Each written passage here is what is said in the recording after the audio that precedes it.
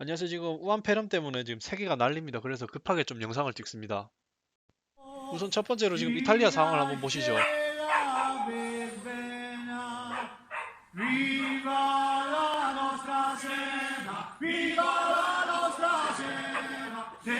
이탈리아 사람들 심각합니다. 밤마다 노래 부르고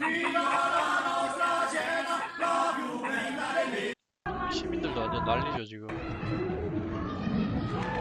나가지도 못하고 다들 집에 이제 갇혀 있는 상황입니다 지금. 일단 이건 여기까지 하고, 이번 바이러스는 진짜 역대급입니다. 그냥 뭐 사람들 다 감염되고 있어요 지금. 한번 꺾이나 싶었는데 급상승, 사망자도 급상승. 지금 제가 영상을 찍을 당시에 상황인데, 앞서 제가 이탈리아는 참 큰일이 났다고 생각했거든요. 한국을 뛰어넘어서 지금 하루에 3,000명씩 늘어나고 있어요. 근데 여기서 무서운 게 뭐냐, 미국도 똑같이 지금 잠재된 사람들이 지금 이제서야 나오고 있습니다. 한국은 어떻게 이제 충분한 방역 시스템이 갖춰 있었었고, 지난 메르스 사태부터 다 충분한 음압 병실과 이제 방역 시스템을 다 마련을 했었습니다. 그래서 그나마 지금 확진자가 줄어드는 거고, 서구권들은 그렇지 않습니다. 이제 시작이에요. 보시면 이제 스페인 코로나 뭐 총리 부인까지 확진되고, 뭐 이탈리아는 3,400명 늘어나고, 한국은 입국 제한 당하고. 그래서 저희가 할 수 있는 게 무엇이냐라고 질문을 하실 텐데, 첫 번째로 이걸 한번 보시죠.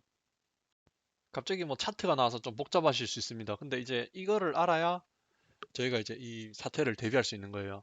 먼저 2008년도 리먼 사태가 있었습니다. 리먼 사태 때 이제 완전 지금 미국 증시 나스닥이 완전 아래로 내려갔습니다. 처음에 2,500 뭐 이렇게 막 2,500 가니 많이 하다가 뭐 1,400까지 내려갔어요. 뭐 거의 뭐 반을 날린 거죠. 거의 절반을. 그러다가 지금 최근에 들어서 완전 뭐 나스닥이 완전 아래로 내려가고 있습니다.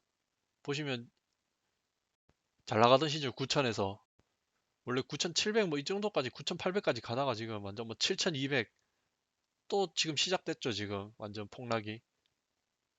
그래서 질문을 하실 건데, 그래서 뭘 준비해야 하냐? 우리들은 솔직히 준비할 수 있는 게 크게 없습니다. 그냥 개인 방역을 중요하고 위생 관리 철저히 하고, 제가 앞서 영상을 올려드린 대로 이제 준수해 주시면 될 것 같고, 지금 또 저희 재정 손실을 최소화해야 됩니다. 그러기 위해서는 이제 기축통화인 달러를 사야 돼요.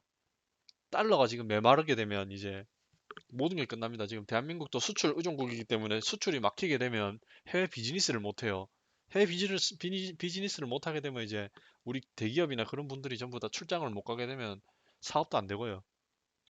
그래서 결국 한국 돈은 항상 민감합니다.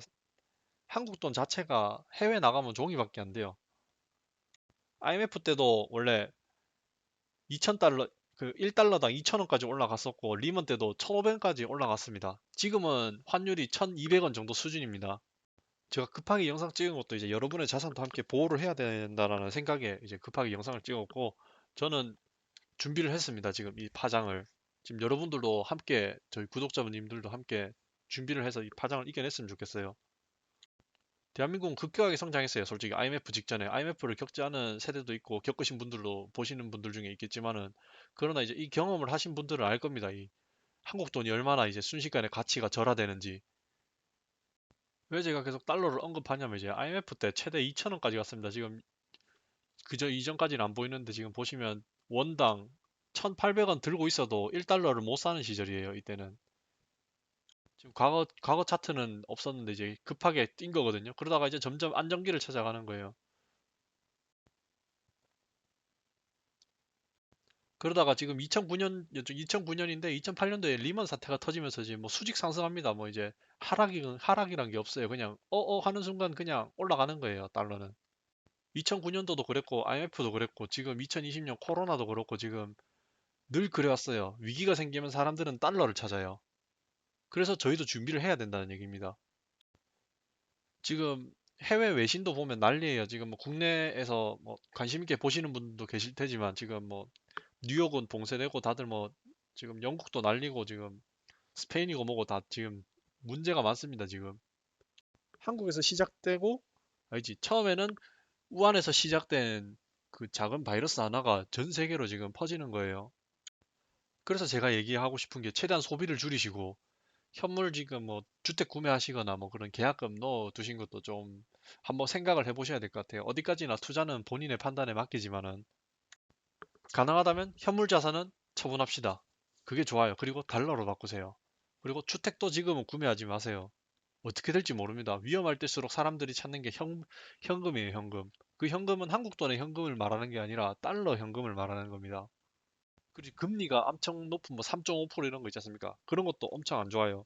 위험합니다. 나중 이거 잘못하면 신용불량자부터 해가지고 뭐 나중에 뭐 자살, 뭐 사람들이 이제 진짜 한강물에 뛰어드는 시기가 옵니다. 결국 채무가 문제입니다. 뭐 돈 크게 지금 벌려서 사업하시려는 분들도 지금은 좀 자중하셨으면 좋겠어요. 그리고 다니고 계신 직장은 절대 나오지 마세요, 지금. 거기가 어떠한 일이 있더라도 나오시면 안 돼요, 지금은. 저는 개인적으로 이 침체가 지금 6개월은 간다고 봅니다. 최소. 그래도 한 희망이 있다면 한 6월달, 3개월 뒤인 6월달엔 좀 그래도 정상화되지 않을까. 그런 희망도 갖고 있어요. 추가적으로 지금 완전 세계 증시가 난리인 이유가 또 한국에는 부동 자금이 넘쳐요. 부동 자금이라는 게 움직이지 않는 돈이에요. 갈 곳이 없는 거죠. 돈은 넘치는데 한국 주식과 자산의 가격은 오르잖아요. 이런 현상이 장기화될 때 디플레이션 시대의 시작인 거죠. 디플레이션이라는 게 이제 자신이 들고 있는 자산 가격이 떨어지는 거예요. 그래서 이제 부동산도 같이 내리는 거고요. 또 그리고 그 빚을 상환할 능력이 없는 사람들이 많아요, 생각외로. 그리고 지금 제가 글로 좀 적어봤는데 달러 사는 방법은 아래 표를 따라 주시면 되겠습니다. 첫 번째로 어느 은행이든 상관없어요. 국민이든 하나든 신한이든 그 상관없습니다. 아무 데나 하시면 돼요. 또 추가로 제가 빠뜨렸는데 5천만 원 이하로 불입하세요. 이금융권. 근데 농협중앙회 같은 1금융권은 좀 안전합니다. 생각외로. 이게 망하면 그냥 나라가 망했다 보면 되거든요. 그리고 3금융권 저축은행도 지금 예금자 보호가 될 수도 있는 데도 있고 안 되는 데도 있는데 그것도 잘 확인하셔서 지금 자산을 옮기셔야 돼요. 그것도 달러로. 자, 어떻게 만드냐? 은행 어플 다들 핸드폰 쓰시니까 만드시고 비대면 외환 입출금 여기 보이시죠? 외화 예금을 뭐 신규로 만들어요. 그 다음에 이제 일반적인 보통 예금 뭐 입출금 통장도 만드신 뒤에 이제 정기적으로 그 통장을 만드는 거죠. 근데 이제 이게 언제 끝날지 모르기 때문에 언제 돈을 땡길지 몰라요. 그래서 이제 만기는 길게 잡으시지 마시고 1개월 단위로 예금을 두시는 게 좋아요. 또 만기 됐을 때 직접 또 다시 가입할 필요 없이 1개월이 지났을 때 자동으로 다시 가입되게끔 자동 재예치를 해주시고 5천만 원 이하 이거는 이제 예금자 보호법에 의해서 5천만 원 이상은 저희가 보호가 안 되거든요. 그래서 아마 한 달러로 봤을 때 한 달러로 한 4천만 원치 한국 돈 4천만 원치 정도 넣으면 이제 나중에 그게 한국 돈이 종이 조각이 되면서 그게 나중에 5천만 원까지 올라가겠죠. 그러면 이제 5천만 원까지 보호를 받기 때문에 한 4천만 원 정도 넣어주시면 돼요.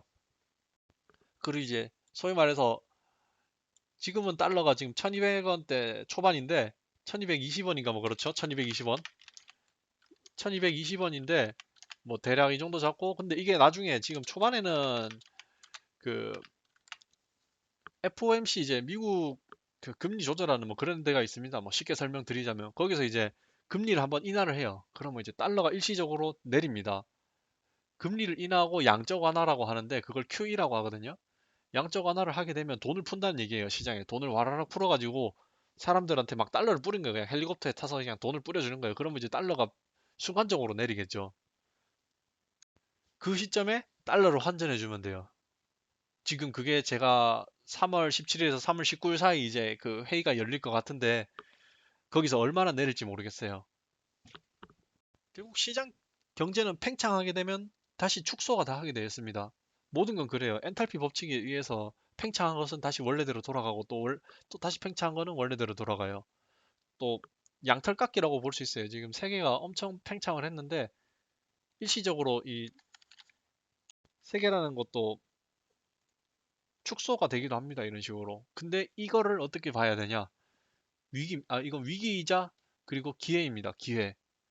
이때 재테크를 잘해야 돼요. 자신이 좀 공격적으로 이제 뭐 지금 엄청 박앤세일 하고 있죠. 주식도.